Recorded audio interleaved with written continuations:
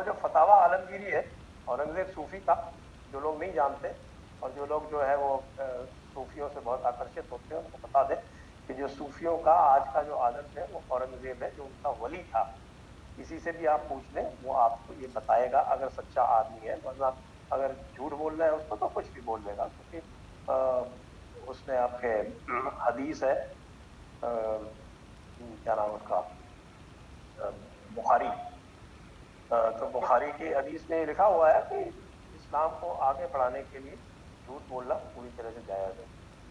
तो ये सब चीजें हैं इसके अंदर, और फिर जैसे इसका विस्तार होता है तो फिर आपके शाह वलीउल्लाह टाइप के लोग आते हैं, तो शाह वलीउल्लाह को भी लोग, कई लोग शाह वलीउल्लाह को भी वली बोलते हैं। तो ये शाह वलीउल्लाह वो आदमी है जिसने अहमद शाह अब्दाली को बुलाया था हिंदुस्तान पे अटैक करने के लिए, क्योंकि उसको लग रहा था कि यहाँ मराठे बहुत पावरफुल हो गए हैं और ये दारुल इस्लाम से दारुल हर्ब हो गया है। दारुल इस्लाम दारुल हर्ब में अब यहाँ बोलने का अवसर नहीं है, ज्यादातर लोग अब समझने लगे हैं इन चीजों को। ये और यहाँ पे आपको मेरी एक और किताब है गुरु जी, उसमें शाह वली उल्लाह के उस पत्र का मैंने उल्लेख किया है जो अहमद शाह अब्दाली को लिखा। तो मैं वो पत्र थोड़ा पढ़ देता हूँ, लोगों को थोड़ा नॉलेज हो जाएगा। बिल्कुल बिल्कुल। इस समय कोई शासक ऐसा नहीं है, इसका हिंदी है ये, सिवाय सुल्तान अहमद शाह अब्दाली के, जो काफिरों की सेना को हटाने में सक्षम हो या जिसके पास ताकत हो, दूरदर्शिता और युद्ध कुशलता हो।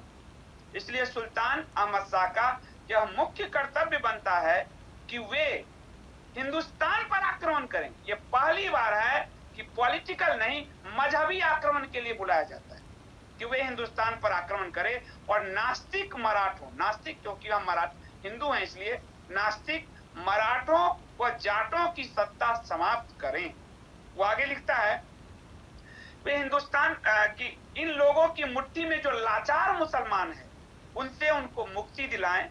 यदि खुदा न करे काफिरों की ताकत ऐसे ही बढ़ती रही तो मुसलमान कुछ ही समय में इस्लाम को भूल जाएंगे और इस्लाम व काफिरों के बीच का फर्क नहीं पहचान पाएंगे। यह एक बहुत बड़ा काम है जो खुदा की कृपा से केवल सुल्तान द्वारा ही किया जा सकता है।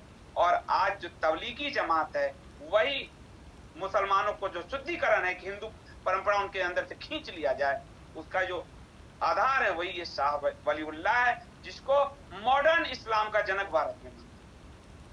शायद आप मॉडर्न सही इस्लाम करें। को जनक मानते हैं, और शाह वलीउल्लाह को तो वली मानते हैं। और जिन लोगों ने वाकई हिंदुओं के साथ मिलके और उनको सिराजुद्दौला जैसे क्रूर शासकों से मुक्ति दिलाने का काम किया, मीर जाफर, उनको ये कहते हैं कि गद्दार। ये गद्दार।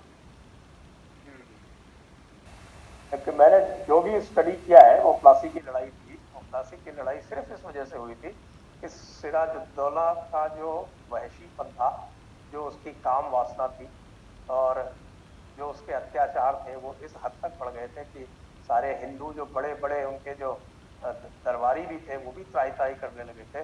और जगत सेठ के जो वहां का सबसे बड़ा फाइनेंशियल था, उसके घर की औरतों तक को नहीं छोड़ रहा था, और उनके साथ भी जाके और वो बदतमीजी और बदसलूकी करने लगा था। तब ये आपके जगत सेठ और रानी भवानी और ओमी चंद ये सब मिलके और मीर जाफर के साथ मिलके, और इन्होंने फिर देखा मौका ताड़ा और क्लाइव के साथ मिलके सिराजुद्दौला का काम तमाम किया। अब मीर जाफर क्योंकि शिया था तो ये भी एक कारण हो गया कि ये सारे के सारे उसको गद्दार बोलते हैं। गद्दार और था सिराजुद्दौला, सही पूछिए तो सिराजुद्दौला को ये जो आपका ये पंचमक्कारों का जो तीसरा तत्व है, ये मुल्ला एलिमेंट, ये सिराजुद्दौला को फ्रीडम फाइटर बताता है, ये टीपू को फ्रीडम फाइटर बताता है। और ये टीपू वो इंसान है जिसने भी आपके अफगानिस्तान के शाह को और खलीफा को चिट्ठियां लिख के भारत पे आक्रमण करने के लिए आमंत्रित किया था। तो और जो पंचमक्कारों ने जो हमारे इतिहास का दूषितीकरण किया है, उसका ये एक बड़ा उत्तम उदाहरण है।